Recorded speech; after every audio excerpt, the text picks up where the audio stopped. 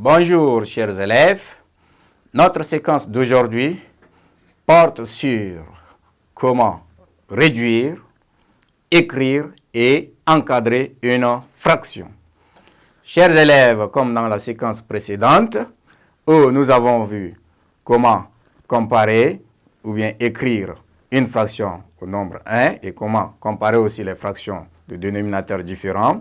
Aujourd'hui, nous abordons cette partie qui nous permet de savoir comment réduire, comment encadrer et comment écrire une fraction. Alors, nous allons parler premièrement de la réduction d'une fraction, c'est-à-dire comment réduire une fraction. Donc, ici, pour réduire des fractions au même dénominateur, on peut choisir comme dénominateur commun le PPCM de leur dénominateur. Donc, si vous avez par exemple deux fractions, ou 1 neuvième, et ensuite, vous avez 5 sixièmes. Donc, pour réduire ces deux fractions au même dénominateur, c'est-à-dire, vous pouvez déterminer le PPCM de ces deux dénominateurs-là, c'est-à-dire PPCM de 9 et 6. Donc, PPCM de 9 et 6 veut dire quoi? Vous décomposez 9, vous allez avoir 3 au carré, et ensuite, 6, ça vous donne 3 fois 2. Donc, ici, quel est le nombre que vous allez multiplier par 9 et par 6 pour avoir les dénominateurs communs? Ce n'est rien autre quand vous prenez 9 fois 2, ça vous donne 18. Et ensuite, 6 fois 3, ça vous donne aussi 18. Donc, le PPCM de ces deux nombres-là vous donne 18. Cela veut dire quoi? Ici, dans 9, vous avez 3 et dans 6, vous avez 2. Donc, le terme qui ne figure pas sur le dénominateur de l'autre, là, c'est comme si vous avez ici 3 fois 3 et ici 2 fois 3. Donc, le 2 ne figure pas ici. Vous prenez le 2, vous le multipliez ici. Là, vous faites fois 2. Et ici, vous avez 3, 2. Donc, ici, vous avez 3, 2, 2. 3, 3, 2 fois. Donc, vous multipliez aussi pour avoir les mêmes termes. Donc, là, vous voyez que 3 fois 3 fois 2 et 2 fois 3 fois 3, ça vous donne 18.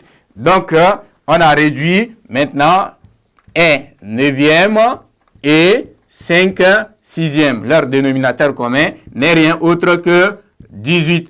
Parce que si vous multipliez ici par 2, 2 et là par 3, 3, vous allez avoir les mêmes dénominateurs communs. Donc, c'est comme ça qu'on cherche le dénominateur commun de deux fractions. Maintenant, comment écrire l'écriture? Comment écrire une fraction sous la forme, par exemple, vous avez A sur B.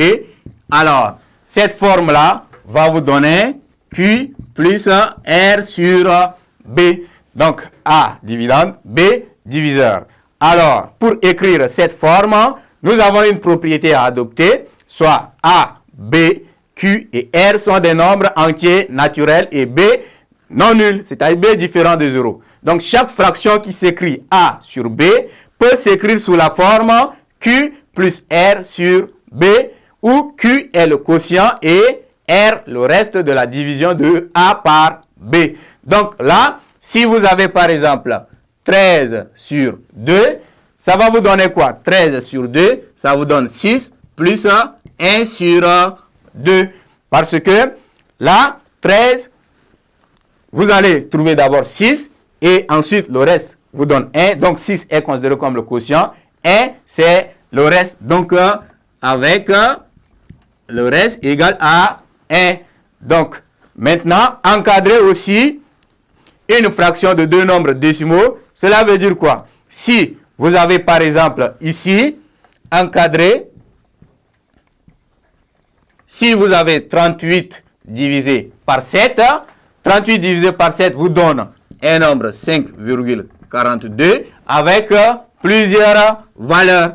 Maintenant, qu'est-ce que vous faites? C'est-à-dire, vous prenez 5 5,48 ou soit 5,4 qui sera plus petit que 38 sur 7 et plus petit que 5,5. Donc, c'est comme ça aussi qu'on compare une fraction.